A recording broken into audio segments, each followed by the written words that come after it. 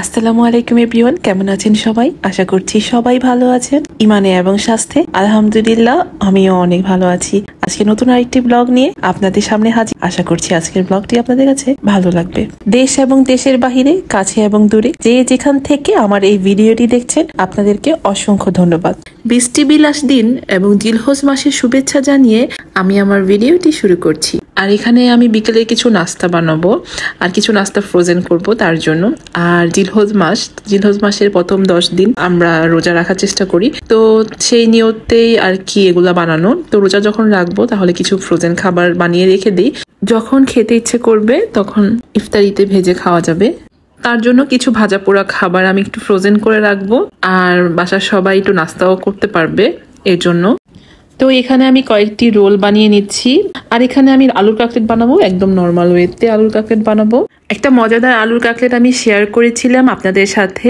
যারা হয়তোবা শ্বশুরবাড়ির ইফতার নিয়ে যাওয়ার যে ব্লগটি আপনারা দেখেছেন তারা হয়তোবা জানবেন। আর আলু কাটলেটটি আমি ফুল রেসিপি দিয়েছিলাম, তো আমি ডেসক্রিপশন বক্সে লিঙ্কটা দিয়ে দিব, আপনারা চাইলে দেখে নিতে পারেন। এখানে অনেকগুলা ভাজা পোড়া রেসিপি আছে।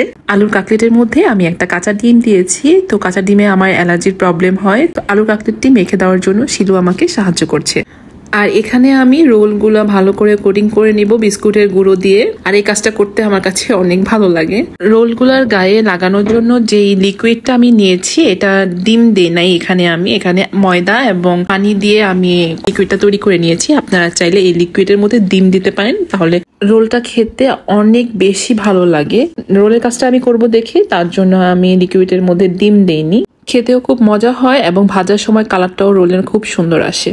এই তো আমার রোলগুলো কমপ্লিট হয়ে গেছে, এখন আমি ফ্রিজ করে রেখে দিব।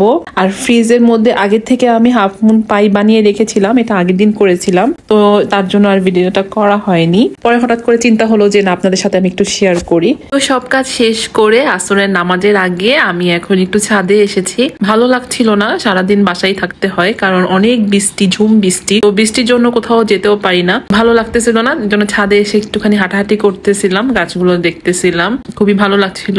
তো বৃষ্টি তো আমার এমনি অনেক ভালো লাগে, কিন্তু একটানা বৃষ্টি পড়লে তখন আবার বোরিং লাগে, কারণ কোথাও বের হওয়া যায় না। আপনাদের কাছে বৃষ্টি কেমন লাগে আমাকে কমেন্টস করে জানাতে পারেন যদি আপনারা চান। এমনিতেও অনেক আপুরা আমাকে ইউটিউবে, তারপর ফেসবুক পেজে কমেন্টস করছেন, লাইক দিচ্ছেন, আপনাদেরকে অসংখ্য ধন্যবাদ। আপনাদের এই কমেন্টস গুলোর কারণে আমার কাজে অনুপ্রেরণা জাগায়। কখন মনে হয় কাজ করব না, আবার মনে হয় যে না, আপুরা অনেক ভালোবাসে, তো মিস করবে, তার জন্য আবার মনে হয় যে না, ব্লগ করি। ধন্যবাদ আপু এবং ভাইয়ারা আমাকে এত সুন্দর সুন্দর কমেন্টস করার জন্য। যাদের কাছে লাইফস্টাইল, ডেইলি ব্লগ, ঘরোয়া ভিডিও যাদের কাছে পছন্দ, তাদেরকেই বলছি আপু এবং ভাইয়ারা, যদি আমার এই ভিডিওর কোনো অংশ আপনাদের কাছে যদি ভালো লেগে থাকে, তাহলে আমার ইউটিউব চ্যানেলটি সাবস্ক্রাইব করে রাখতে পারেন। আর যদি আপনারা ফেসবুক পেজ থেকে দেখে থাকেন, তাহলে আমার পেজটি ফলো এবং লাইকের মাধ্যমে আমার পাশে থাকতে পারেন। আপনাদের ইচ্ছা এবং অনিচ্ছা, ভালো লাগা এবং মন্দ লাগা, যে কোনো সম্বন্ধে কথা বলতে চাইলে কমেন্টসের মাধ্যমে জানাতে পারেন। আসরের নামাজ শেষ করে এখন ইফতারি বানাতে চলে আসছি। আজকে আম্মু আর আমি রোজা রেখেছি, তো চিন্তা করেছি আমরা কেন একা খাবো, বাসার সবাইকে নিয়েই খাবো। তো আমরা ইফতারি করব, বাসার সবাই নাস্তা করবে, তো রোজার মতনই সব আয়োজন করেছি। এখানে বুট ভুনা করে নিয়েছি, আর কাটলেট, রোল, পেঁয়াজু, হাফ মুন পাই, বেগুনি। তো আমার কাছে বেগুনিটা খুব পছন্দ, অনেকই ভালো লাগে। আমি ভাজা পোড়া করলে বেগুনিটা করি, আমি বেগুনি খেতে আমার অনেক ভালো লাগে। ঘরোয়া বেগুনি, বাহিরের বেগুনিটা তেমন ভালো লাগে না, ওইটার মধ্যে ময়দা বেশি মনে হয় আমার কাছে বেগুনি চাইতে। তো আমি এক এক করে বেগুনি গুলা ভেজে নিয়েছি, আর আজকে আমার বেগুনি গুলা খুব সুন্দর হয়েছে, একদম ফুলা ফুলা ফুলকো ফুলকো হয়েছে, মাশাআল্লাহ। তো এখন বেগুনি গুলা ভাজা হয়ে গেছে, আমি উঠিয়ে নিচ্ছি। আর এখানে পেঁয়াজও ভাজতেছি, আর আমার আম্মুর কাছে পেঁয়াজও অনেক পছন্দ, তো তার জন্য আমি পেঁয়াজও নিয়েছি। এক এক করে আমি পেঁয়াজগুলোও ভেজে নিচ্ছি। এতো তৈরি করা রোল গুলো আমি ভেজে নিব এখন।